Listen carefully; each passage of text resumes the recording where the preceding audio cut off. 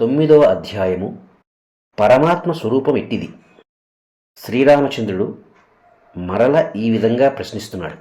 హే మహర్షి, నేను ఇది అని తెలుసుకోకపోవటం చేతనే జీవునికి ప్రాప్తించి ఉన్న ఈ సంసారము తొలగకున్నది కదా.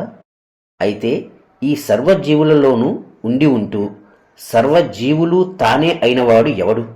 అతడు ఆకాశరూపియా? అతడు ఏ ఆధారంతో ఎక్కడ ఎట్లు వసించుచున్నాడు? మీరు చెప్పుచున్నట్లు సాధు సంగమములచే సత్శాస్త్రములచే లభ్యుడు కాగల ఆ పరాత్పరుని స్వరూపమెట్టిది? దయచేసి చెప్పండి.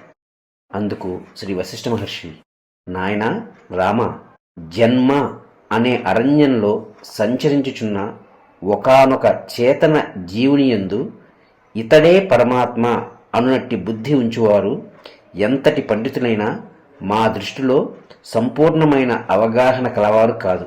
ఎందుకంటావా, ఈ సంసారమునకు తదంతర్గతమైన దుఃఖములకు కారణం జీవభ్రాంతియే కదా. ఒక్కనిన్ని ఎరిగినంత మాత్రం చేత లాభమేమున్నది?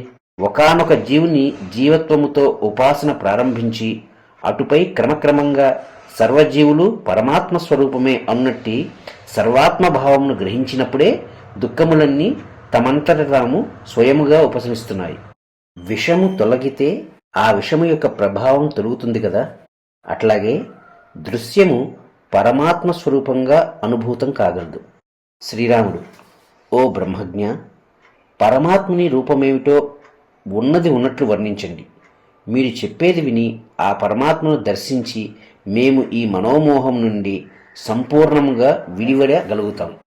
శ్రీ వశిష్ఠ మహర్షి, ఏ జ్ఞానస్వరూపమైతే క్షణంలో ఒక చోటి నుండి మరొక చోటికి వెళ్ళుచున్నదో, ఏ బోధరూప సముద్రంలో అయితే ఈ భూత భవిష్యత్ వర్తమానముల రూపములుగా ఉండునట్టి కాలము కూడా మిథ్యయే అయి ఉన్నదో, ఏ ఎరుక అను దానిలో ఈ జగత్తు అంతా తేలియాడుచున్నదో, దేనియందు ద్రష్ట దర్శనము దృశ్యము స్వతహాగా ఉన్నవి కానప్పటికీ ఉన్నట్లే అగుపిస్తున్నాయో, ఈ ప్రపంచమంతా అసత్తే అయినప్పటికీ దేనియందు సత్రూపం వల్లే కనబడుతోందో, అనాదియగు ఈ సృష్టి ప్రవాహమంతా దేనియందు మిథ్యారూపంతో భాషిస్తోందో, ఏ చిన్మాత్రము ది నోయింగ్ కాన్సెప్ట్ చైతన్యమే అయి ఉండి కూడా బండరాయి వలె మార్పు చేర్పులు లేకయే సర్వదా నిశ్చేష్టితమై ఉన్నదేదో, ఏది జడము అయి కూడా జడము కాకయే ఉన్నదో, ఈ బాహ్య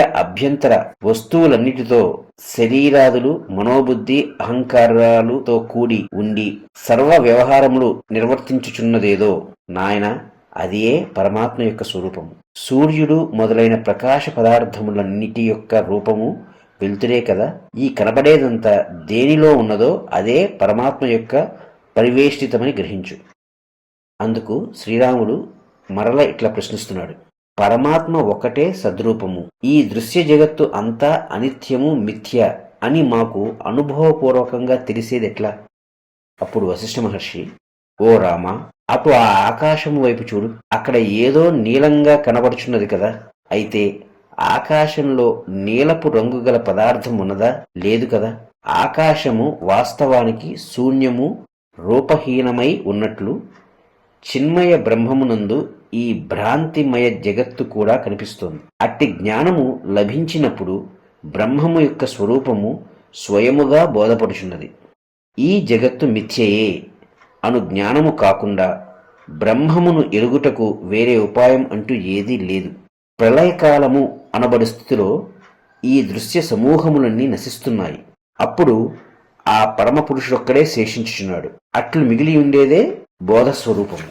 అనగా నీ దృష్టిలో నీవు, నేను, అతడు, జగత్తు అనబడినదంతా సంపూర్ణంగా లయించగా అప్పుడు నీయందు శేషించేదే అది. శుద్ధ విజ్ఞానతత్వమగు అద్దానియందే ఈ దృశ్యజాలమంతా జనించటం, ఉండటం, లయించడం కూడా జరుగుతోందని గ్రహించు. అయితే ఒక ముఖ్యమైన విషయం, గాఢ నిద్రలో ఏర్పడే జడస్థితియే బోధస్వరూపము అని భ్రమపడకూడదు. ప్రతిబింబము అనున్నదే ఉండని దర్పణం ఎక్కడన్నా ఉంటుందా? దృశ్యభావం లేకపోతే బ్రహ్మము యొక్క ప్రతిబింబము కూడా ఉండదు. శ్రీరాముడు, స్వామి, మరి మీరు సర్వము లయించగా అప్పటికీ శేషించు స్థితి అని చెప్పుచున్న దేనిని? అందుకు వశిష్ఠ మహర్షి, ఈ జగత్తు సత్తు కాదు అనునట్టి వాస్తవ జ్ఞానమే అట్టి స్థితి, ఇది మిథ్య మాత్రమే అని గ్రహించినంతకాలం పరతత్వము ఎక్కడా ఎవరు ఎరుగలేరు. కనుక దృశ్యమును త్యజించటం అంటే జడత్వము ఆశ్రయించటం మాత్రం కాదని మరల గుర్తు చేస్తున్నాను. గాఢ నిద్రా సమయంలో పిపీలికాది బ్రహ్మపర్యంతము అనగా పురుగు నుండి బ్రహ్మదేవుని వరకు దృశ్యరహితమైన జడత్వం పొందుచూనే ఉన్నారు కదా, అది మోక్షం అనిపించుకుంటుందా? లేదు. ఈ దృశ్యము నేను చూడను అని కళ్ళు మూసుకున్నంత మాత్రం చేత పరతత్వానుభవం ప్రాప్తించదు.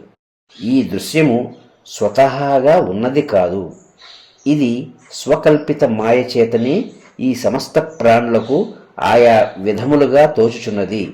సమస్త జీవరాశుల్లో ఏకస్థమై ఉన్న బ్రహ్మము ఈ దృశ్యానుభవముచే ఏమాత్రం ఏ క్షణమునందు తాకబడటం లేదు అనునట్టి ఉత్తమ సంస్కారం లేక దృష్టియే మోక్షము.